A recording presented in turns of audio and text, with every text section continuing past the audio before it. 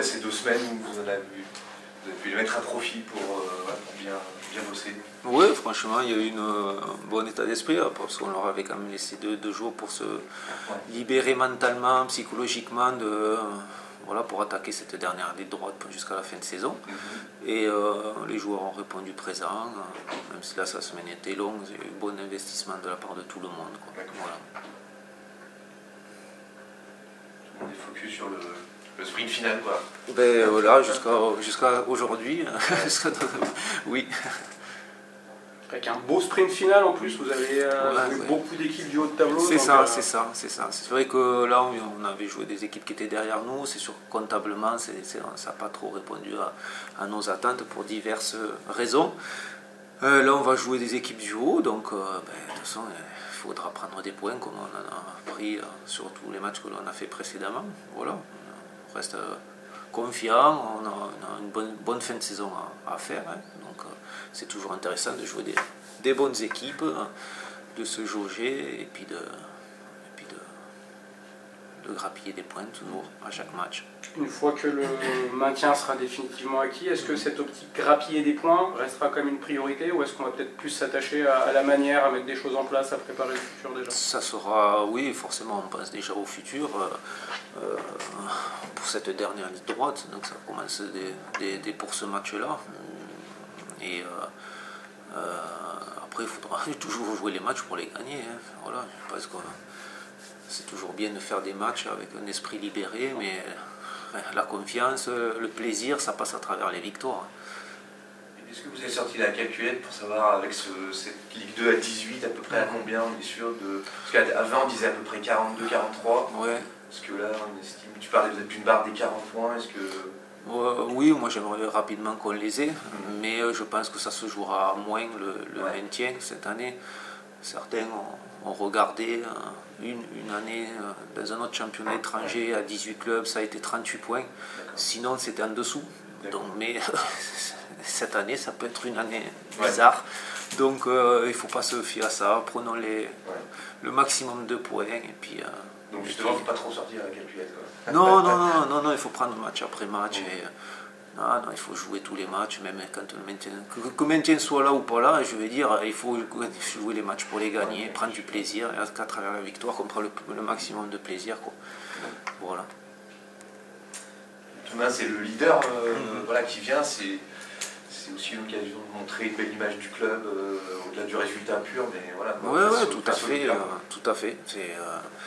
Ils sont premiers depuis 10 journées, ils sont dans le top 3 depuis 20 journées, c'est la meilleure attaque, donc c'est comme si en Ligue 1 jouait le PSG, quoi. Donc je veux dire, on a tout à gagner d'une rencontre comme celle-ci, et j'espère qu'il y aura du monde qui va nous encourager, ça sera aussi à notre équipe à donner le meilleur visage d'elle pour amener le public, et puis déranger cette équipe, et puis jouer nos coups à fond. Justement, une petite question sur le public, on en parlait un petit peu hier. C'est pas la folie au niveau de l'affluence cette saison à Grenoble. Demain, ça frémit à peine sur un match de 14h. Est-ce que ça, c'est un problème pour toi? Parce qu'en plus, le contenu est plutôt... C'est pas un problème forcément pour moi. Après, c'est à nous à faire amener les gens, tout simplement. Et ça passera par des beaux résultats, une bonne manière. Voilà, donc... L'affluence de cette année n'est pas...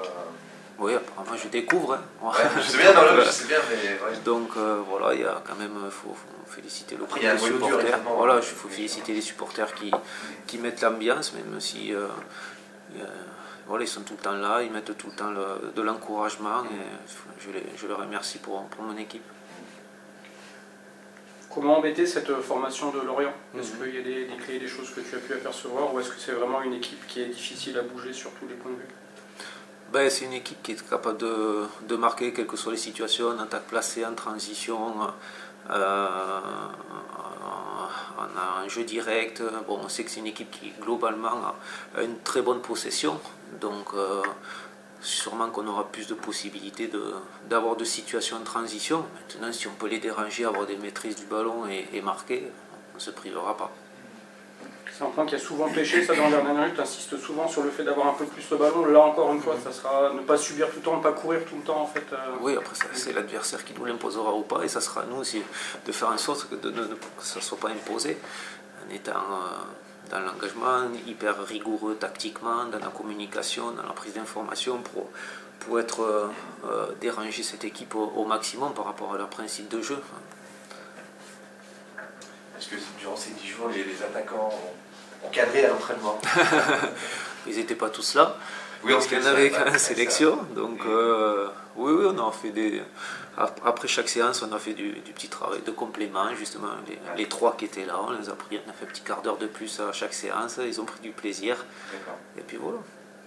Après, ça veut pas dire que sur chaque occasion, ils vont marquer, mais autant le faire. Et puis, comme on s'entraîne, on dit parfois. Donc, oui, mais c'est vrai, mais après, des fois, il n'y a pas de logique. Ce sont des cycles, ce sont des... Voilà, comme j'ai dit à Amiens, on a eu beaucoup d'efficacité offensive. Sur les derniers matchs, on n'a pas eu cette efficacité-là. J'espère que ça va revenir au plus vite. Parce que c'est le genre de match où vous risquez d'en avoir une, deux... voilà, oui, peut-être qu'on se dit voilà, qu'on n'en aura pas beaucoup, mais le peu qu'on aura, il faudra l'avoir, ça c'est sûr. Sans chercher à dédonner tes joueurs, est-ce qu'il n'y a pas une forme de logique aussi sur des joueurs qui n'ont pas beaucoup d'expérience de Ligue 2, qui ne sont pas forcément non plus des attaquants de pointe de métier, d'avoir du mal un peu à trouver cette efficacité-là? Oui, aussi, mais bon, après, le but c'est toujours le même, quel que soit le niveau.